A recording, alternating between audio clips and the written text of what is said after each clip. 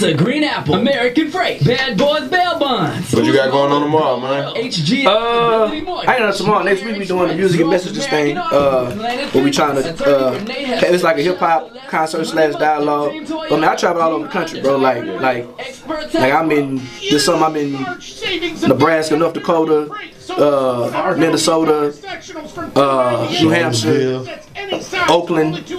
Like I'm, and also I got this big show I'm doing May the 4th at the Spanish Moon. I'm bringing Locksmith down, so me and my people doing the Locksmith show. But I'm always hosting this show every last Sunday at the barbershop called Fade to Flow Sundays or whatever. Man, I gotta get you out some of the stuff, man. You gotta let me know. Yeah. I mean, I got your information now. I'm saying, but like, man, underground hip hop right now is probably it's flourishing right now more than anything. Like, there's a whole nother side of shit that is not even over here. You feel me? Then it's like, there's more places to rap. If you're a rapper, there's more places to rap right now.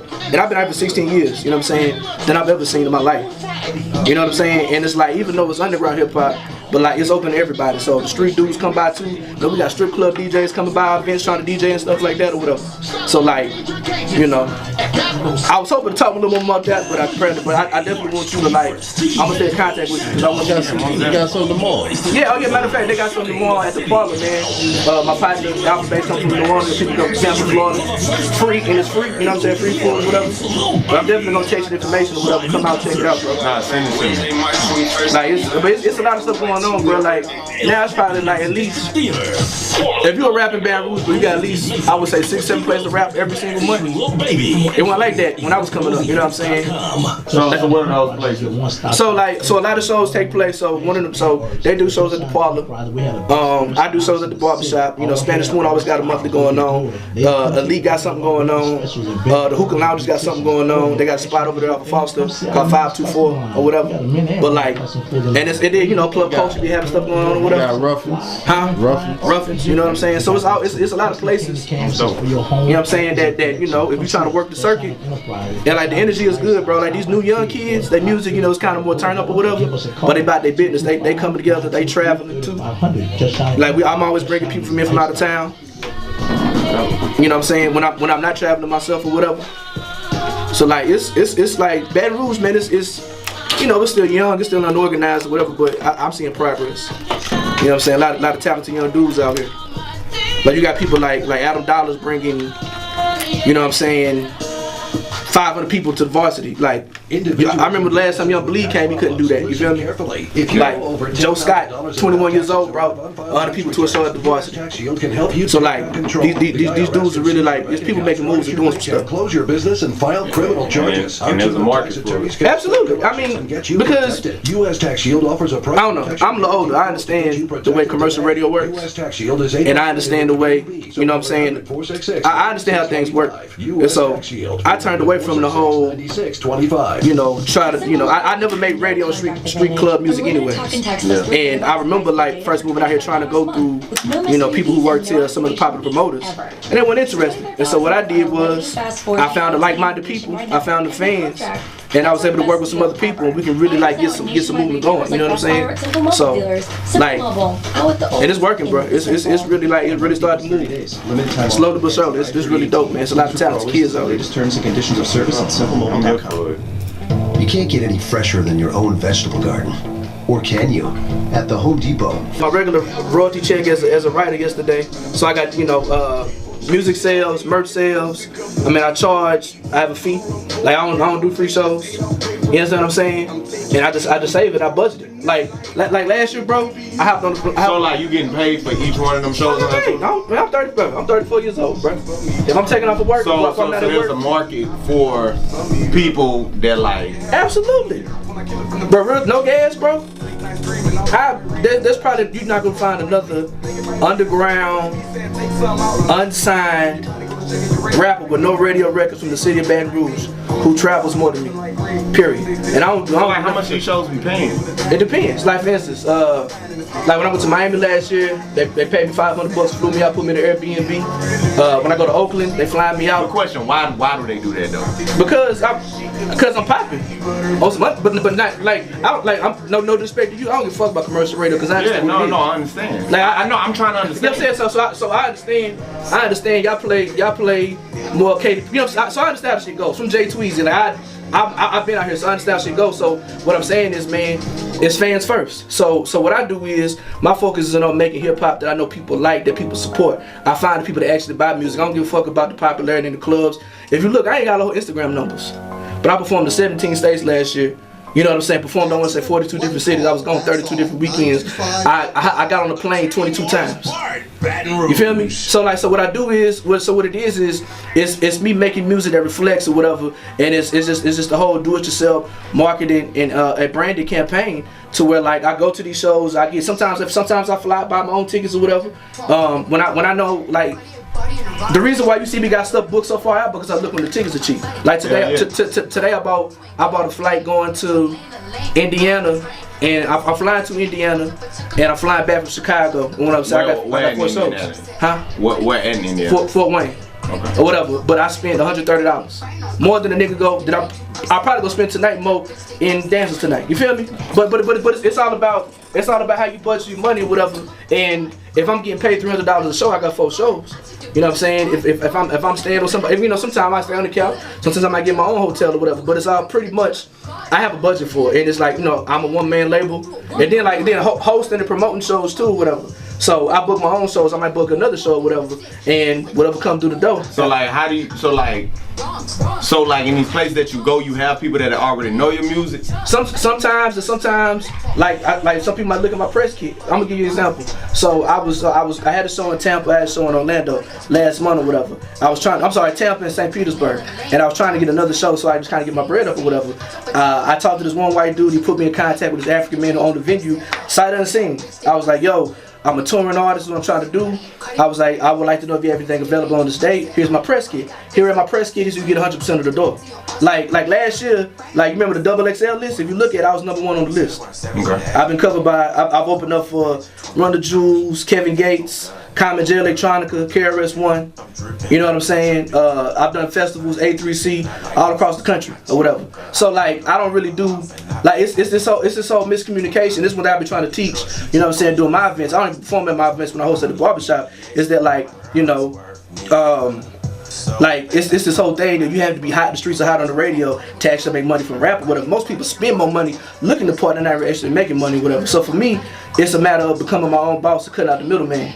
Right, no, because I feel like I'm trying to find that right now too personally, because I know there's a check in music that a lot of people missing. Absolutely. There's a check in music that's a lot of people missing, and that's where the label come in. You know what I'm saying? What you mean? Like the label, like put it like this, it ain't no freaking way that these labels still running and they not really getting much off of, like, you know what I'm saying? Like CDs ain't selling, but labels still rolling. Well, it's a lot of back end money, like, you know, like you just said, you just got your publishing checks and stuff like that. Like, it's a lot of money like that people missing out on. Absolutely. You know what I mean? So it's like, I mean, bro, this thing about it, bro, when you're dealing with music industry, you're dealing with law. And so you don't necessarily need a record label to understand how contracts work and the money that you're supposed to get. Like it's designated by law how much you're supposed to get, you know, from royalties and things of that nature. And so, but you don't need you don't need a record label to teach you that type of stuff. Of course. You know what I'm saying? Like when I got out, put like this, I signed my first deal when I was 19. I signed my first deal when I was 19. I was out by 23. I did the whole move to Atlanta thing like everybody else did. I saw the industry, the company I was with, I mean, pretty much had an endless budget. You know what I'm saying? And they still have an endless budget or whatever.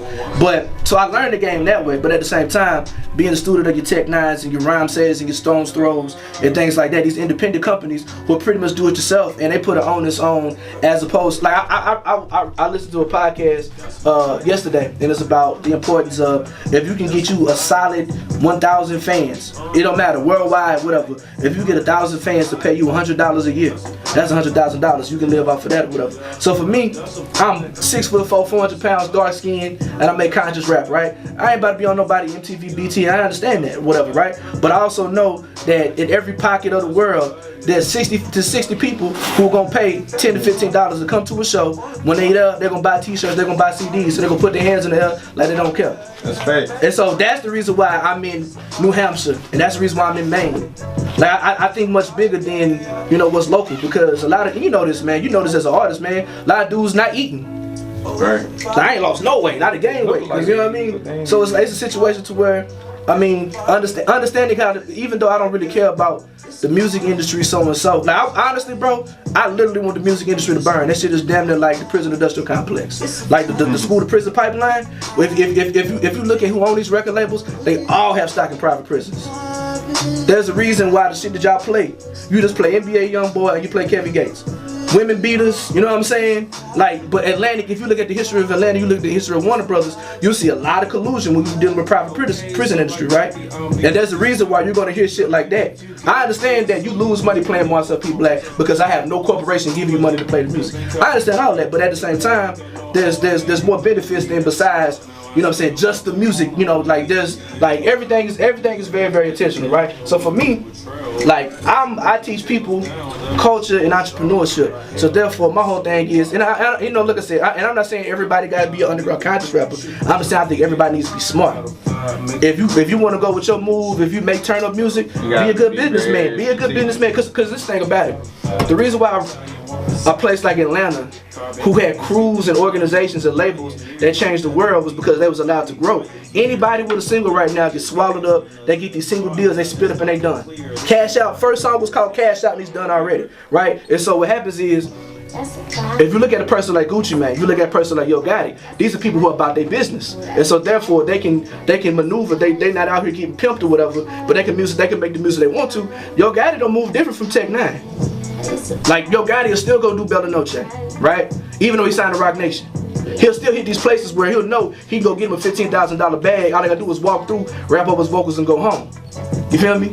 So it's regardless of, I just think every person, and then also, man, in the spirit of black entrepreneurship and black empowerment, I think it's very, very important that we as black folks take care of our own business. We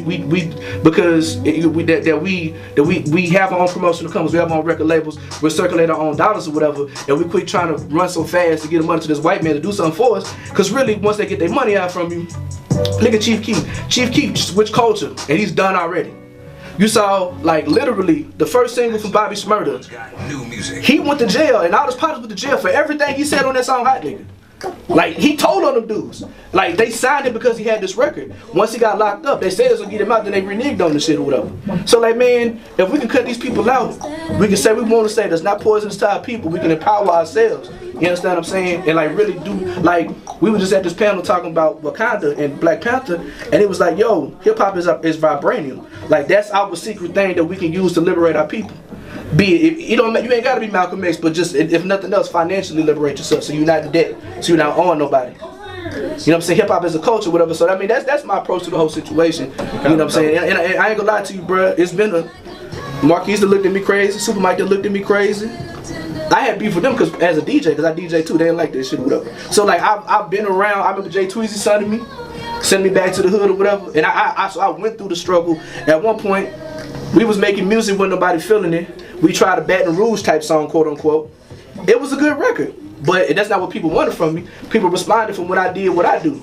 And we've been running for that shit for the last 10 years. Pete Black did that, so you ain't have to go through that. Yeah, bro, so it's like it's a whole, man, look, it's like, this is the thing about it. It's like, I learned this last year, traveling from Arizona to New Hampshire, right? Baton Rouge Metropolitan is only 800,000. Greater Baton Rouge is only 800,000 people. Baton Rouge Metropolitan proper is about 260,000 people inside the city of Baton Rouge. Nigga, Phoenix Metropolitan, 4 million people. Raleigh, North Carolina, we talking about 2 million people. But we think Baton Rouge, we think this is a big city. Dog, hip hop, like, so local, if you want to do local rap, you trying to get local famously, the max you're going to get local is 800,000 people. And that's Greater Baton Rouge, including like Zachary and shit like that, Gardner and Baker, whatever. Nigga, underground hip hop is worldwide. We talking, like, I'm in talks to go to Spain. Rapping the exact same shit I rap, you know what I'm saying? It's worldwide, my nigga. Independent hip hop, because it's not sectioned off by the particular areas where, quote unquote, corporations suck money from, those particular colonies that corporations suck money from or whatever. So people like, yeah, nigga, I'm going to Maine to rap. No lie, I got hit up by a nigga from Charlottesville, a white dude from Charlottesville to come. That might be a setup, but like real talk, a dude hit me up Want me to come rap at some festival in Charlottesville, Virginia, where they had the damn race ride last year. But like, I mean, so it's a huge market. You said it might be a setup. Nigga, this is where they had the goddamn the all-right rally last year in Charlottesville. Yeah, okay. You know what I'm saying? I've been checking through Facebook posts out. I think he legit. I know him through some mutual friends or whatever. You got to give me that bag though. We got to fill that up. You know what I'm saying? But but what I'm saying is like, and no lie, bro. Black people don't come out for conscious rap shit. Even the Hotep niggas. So I'm gonna keep it 100 with you. I'm running all this black empowerment shit in front of white folks. And they buy the shit. They love it. Whatever. The funniest I want to thing rap for my people. I want to. I would love for nothing but black people because I rap about. Look, bro. If you listen to my music, there's 3 things you gonna learn from me. I grew up around gang members. I grew up in the church, and I'm a conscious. Hold on. I'm sorry. I was supposed to talk right here. Give me 1 second. You good? My bad. Yeah. Boy met Remy Ma at the Circle K on GSRI and goddamn. You ain't got The Circle K over you there. say GSI, you ain't gotta say nothing else. Hollered at her, Where is that? and she was God all, damn. yeah, she was all in. He scooped the number and shit, but she left before he could get with her. Nah, Man. she in G Lane, nigga. That's real, nigga. That's. Yeah, she was. Oh shit, Gaudier? Yeah. And they didn't know who she was. He knew who she was. He said he passed by. She probably got people back there. That's. Yeah. She you know what I'm saying? They thugging back there. She was at the fucking Circle K. Now this said G Lane. this is the old Remy Ma. This. Oh man, I said that man's name during the. We might need to edit that. We go edit that. Yeah. He shot at Remy. That's before your boy, man. Right. Before Papoose came through. Papoose. Before she stabbed somebody with the jail. She shot somebody. What she did? She shot somebody. I think she put her hand on. Yeah. She pistol whipped somebody. Her best friend. Yeah. But yeah, bro. But like, it's that's how I look about the situation, bro. Like.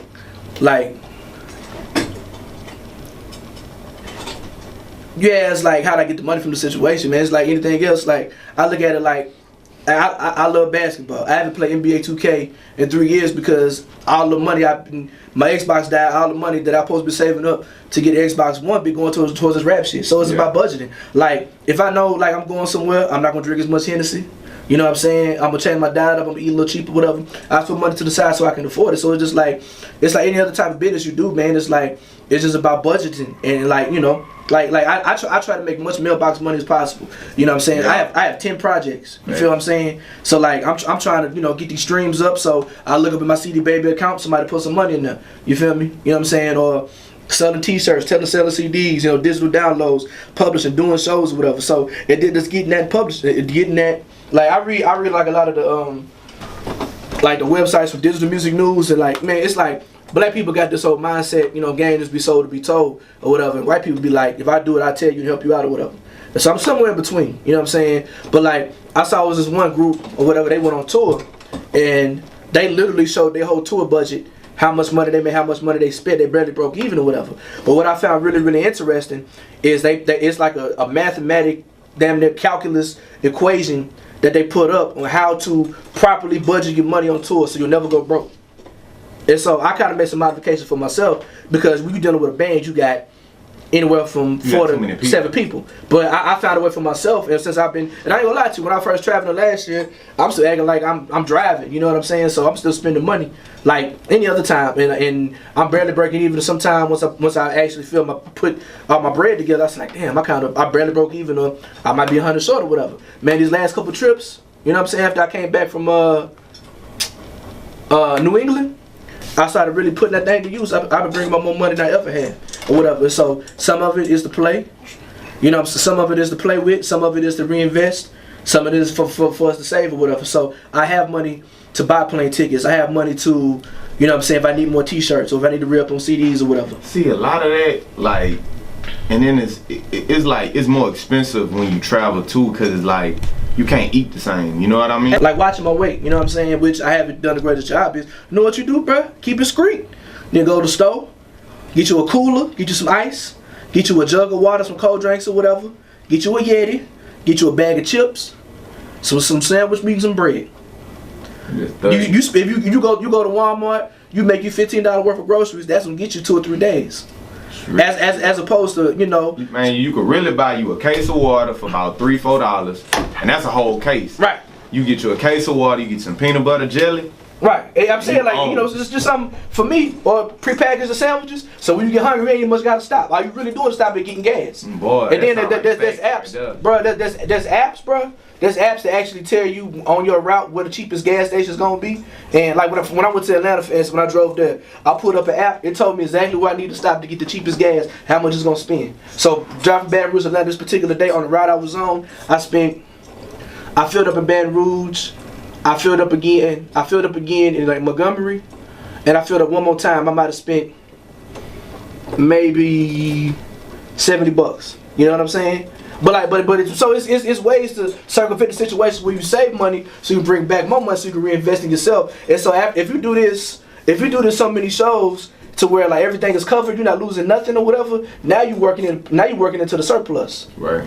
And you know what I'm saying? It all depends. Okay, some nights you had your guarantees, but you still about to get your hotel. Some nights you might sell. Like I remember what I did a show in North Carolina, my guarantee was $275. I did so well with merch sales, just CDs and t-shirts or whatever. I left with like $700 cash. You know what I'm saying? I had 2 other shows with that. And so now, like I'm up. So if I want to get a hotel, if I can't afford it, I can. It's not hurting me as much because I budgeted a particular way. You know what I'm saying? Also expanded his fan base to a place where people hadn't heard it before. They go online, they buy your CDs, they buy your merch.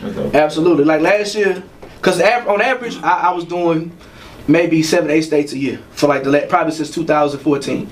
Last year I told myself I want to do 15 states, and I'm doing 17 states. Last year I could not get a show in the Midwest to save my life. Like the only time I did, I went on tour with my partner or whatever. This year, the summer, I got 6 shows in 5 different states. But the reputation of me doing all this other stuff, like there's certain people who I got the show through somebody else the first time.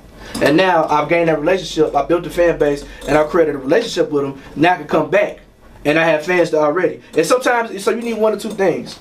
You need 1 or 2 things. You need a fire-ass resume, you know what I'm saying, that when this particular fan base sees you, the promoter can promote you as such that says like, okay, look, this guy brings value to our show. Yes, he must not have a lot of fans here or whatever. People might not actually, know his music, but this guy has done. He knows how to do it. This guy has done X, Y, Z, and he's coming to us, so it's gonna add extra value to the show. Or you have fans. So, for instance, place like Pensacola, Florida, and plus, I don't really fuck with the super duper big major markets. They already convoluted and it's oversaturated. So, nigga, I'm getting money in Memphis. I'm getting money in Mobile, Alabama. Getting money in Dallas. I'm getting money in Jackson, Mississippi. I thought you said you don't do the big markets. Well, that's when I say market, I'm talking about. I'm not chasing behind LA. And I say Memphis is like I want to go. I want to go to LA. Don't get it twisted. I want to go to New York. I'm not running behind Atlanta. What I'm saying is, Memphis has a very, very distinct underground hip hop scene. Yeah. Like you're not gonna find me on the Yo Gotti side of things or the Young Dolph side of things. But like Memphis has a very, very distinct underground hip hop scene that have a very good fan base. I do Memphis about 4 or 5 times a year. Yeah. You know what I'm saying? Jackson, Mississippi, Mobile, Alabama. Love in Memphis and in Jackson. You know what I'm saying? You would never think Mobile, that Alabama, Pensacola, Florida, the hip hop town that it is. Jackson is that's such some of the a best hip-hop rappers town, in the country. Period. Literally. Period. If you want to say Marcel, out of every place I go, pick the 10 best rappers. I'm picking at least 5 from Jackson. Like them dudes is incredible. You know what I'm saying? Like they got some really dope stuff going on or whatever. But like like the smaller markets, I go to Raleigh, North Carolina, because they appreciate hip hop, they support hip hop, they breaking that bread. You know what I'm saying? And like the cities where the music industry is really, really, really like oversaturated. You know what I'm saying? And it's just like super duper commercial. They don't really get onto my stuff like that. Like I had my first good show in Atlanta in 5 years. Just a couple weeks ago, you know what I'm saying? And that's because the promoter was really familiar with what I did or whatever, you know what I'm saying? And one thing he said a while ago, one of my mentors told me the other day, he was like, yes, you from Baton Rouge, he's I'm from North Carolina. He was like, but man, you supposed to perform when your fans are. So like your whole goal as an artist is to, you know what I'm saying? That's me. It is. Hey babe, I'm still up here, I'm gonna get you back. Alright. Your whole goal as an artist is to create new fans and maintain the ones you got all the time. So that's what I do. Like, if you look at my tour schedule, like, I might go to North Dakota, I might go to Nebraska, I might go to Oakland. But I'm always going to Jackson, I'm always going to Memphis, I'm always going to Mobile, I'm always going to Pensacola, I'm always going to these different cities to where I already have fans or whatever. So the places where I already have fan bases, I'm going to go see them 3 or 4 times a year. Well, as much as, you don't want to never oversaturate yourself. Like, I went to Memphis so much, I probably didn't chill probably until about like August. You know what I'm saying? Because I went so much times, whatever. But it's crazy because like you run this to me and it's like, the hell, like, you know what I mean? Because you know it's a side that I've never been on. Absolutely. You know what I mean? Like the thing for him, there hasn't been anyone in the city who does it the way he's doing it. So he's making it up as he goes along. He did a lot of research and has figured out the independent artistic hustle. Well, nobody said that we know of. Right. He's mapping it out as he goes along. And the cool thing is he got a lot of young MCs in the city who have been following the blueprint and now are booking their own shows in some of the same cities he's been, and some places where he hasn't been. Absolutely. So, you know, I got so it's a dude I brought here from Tulsa. I'm from Oklahoma originally, right? Okay. Moved here in 2002. So it's a dude who I've been cool with. You know what I'm saying? I did a show with him in Tulsa last year. I brought in the Baton Rouge, doing that verse, my partner. You know what I'm saying? He came to Baton Rouge. He fell in love with the scene. Between this month and next month, he's bringing 5 different rappers who he met through my show, through my platform, to Tulsa, Oklahoma. Now, when does a nigga ever give a damn about rapping in Oklahoma, right? Nobody would care if they didn't have a rapper from Oklahoma talking about how dope the shit is, right? Okay. So like that's what I mean. It's just like, I mean, straight up and down, bro. If you out here making the hard down jig dance music, you probably don't get them opportunities. Because the thing about local music, I'm not dissing local music at all. You really gotta have your business together if you're gonna do that. But it's like local music is local music. Like, right. Of course. I mean, if you're making it for local people, then the local people. Right. And honestly, a lot of it doesn't translate as well. And that's not because the music isn't good. I think definitely everybody can re-up on their business acumen. But when I was living in Atlanta, a lot of times they didn't understand. Right. New Orleans don't really understand like hard down jig music. They don't understand BR period. Exactly. So